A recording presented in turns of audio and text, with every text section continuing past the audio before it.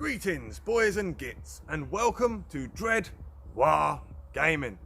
In this episode, I'm going to be having a look at the Skarnir challenge, or you're going to be having a look at what I've put together for it. Because I've got my bits and bobs together. I know it's halfway through the month already, so I'm going to have to race to get it done. But here, let's have a look at the bits and bobs I have got.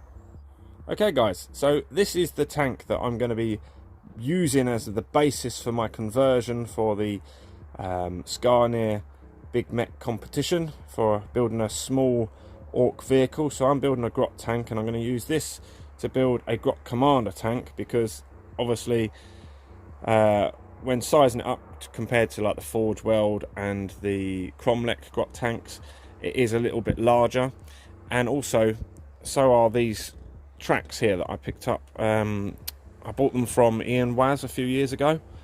A lot of the I don't know if you can see it, a lot of the rivets have blasted out in a lot of the places. There's some that are absolutely fine, but I just go in with some green stuff and fix them up, and then they're good to go.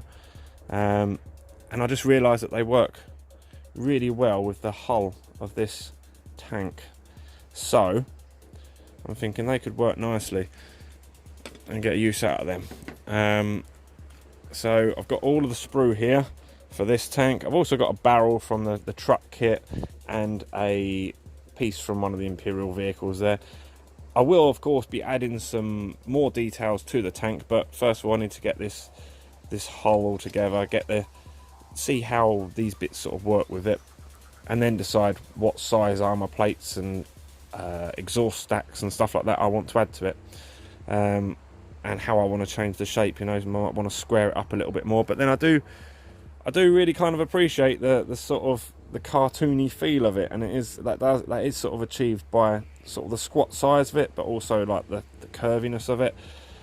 But I don't like orky stuff too curvy. But then, like, I'm probably going to change the turret, so if we take that off, that bottom half looks ever so orky anyway, doesn't it? I mean, that front bit just needs a jaw plate, and it's got a face, doesn't it? It's awesome.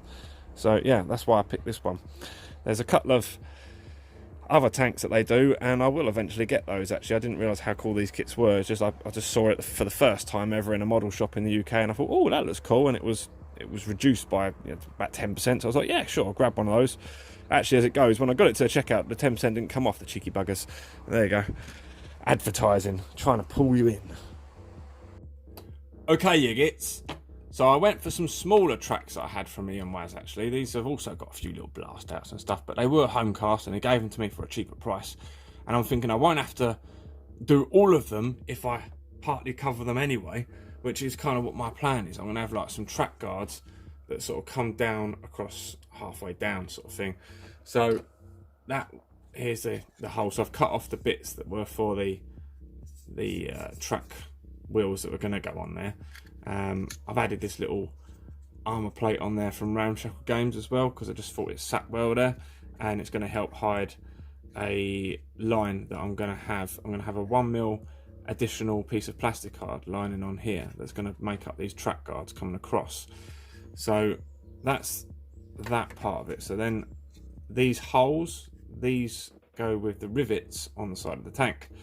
So if I put it together just quickly, before I show you any other details, I'll just show you what this does. So if I, hang on, just gently squeeze it together, I don't want to break it, so bear with me. Right, so with a 1mm gap, I mean that's bigger than a 1mm gap at the moment there, I'm going to have some filling to do, but there'll be the track guards coming down. So covering over part of the track. And it'll give the grots that are climbing out of here somewhere to stand on. I can position a few grots on there that are looking cool and doing stuff. And then I won't have this gap to fill, obviously, because there'll be the plastic card sticking out of it. I've just got to punch the holes through for these rivets to be able to get through as well. And then that bit's hidden there, so I won't have to worry about it. That bit in there will need doing. I won't have to worry about that bit. So then there'll just be a bit at the back to gap fill with, which is going to be easy. So it'll be an easy enough conversion actually to add those track guards on. I like the way that it looks a bit like a face at the front. It's going to have these wider sides on it, so I've got to take that into consideration. It's going to come out, but I'm going to put a ram on the front here with a tooth plate that comes right across here, like a tooth jaw, so that the ends of the teeth come out sort of here and here, so that then it's in proportion to how orcs sort of draw faces with a massive jaw. So then with a turret, I'm going to have a problem. What am I going to do for the turret, I thought? And then I figured, I'll make a hat. I'll make a hat turret, because then it will look like a proper face from the front. And orcs do like their vehicles to look beastie. And I'm kind of inspired as well by a lot of others that I've seen. Roshan Pereira's ones, as you may know, as Mork and Gork. His Grot tanks have got a really cool, like, Grot theme. They all have like big ears on them, and oh, they're really very cool. I've got a load of exhausts on here, as you can see. I've got this main one is made from the truck exhaust, and one from Ramshackle Games. This other big one here that's in place of where the aerial was going to be is from Ramshackle Games, and this one here is from Forge World. It actually had a crack in it. It was damaged as such, and I was worried about using it anywhere, and then I found that it fitted almost perfectly, just snugly into this little part that was put on there as part of the detail of this kit, and I didn't like where it was actually going. I stuck it on and I was like, oh no. So I thought, oh well, I'll use it as a port for that.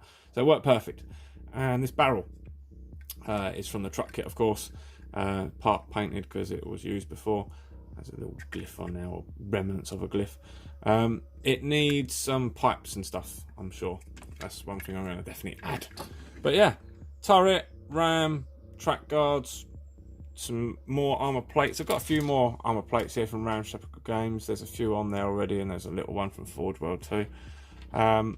With inside of this port here, there's a magnet on the inside of there. I've already glued on the inside, so I'll be able to put like a secondary weapon in there. So either if it's a normal Grot tank, you can put a shooter in there, or I can have a big shooter in there if he's, or another rocket launcher or scorcher if he's doubling up as a Grot commander tank. But yeah, I think it's pretty cool. I'm really enjoying building it. I have been really busy and stuff, but yeah, I've got to take part in Skarnir's challenge, and of course I have. So this is my entry thus far, and if you want to see the rest of it, and you want to see the end of this bad boy, then you've got to see it in the Grot Tanks episode 2, which is obviously going to come at the end of the month, because that's the deadline for this mini. So that's when it's coming, guys. Look forward to it. See you soon.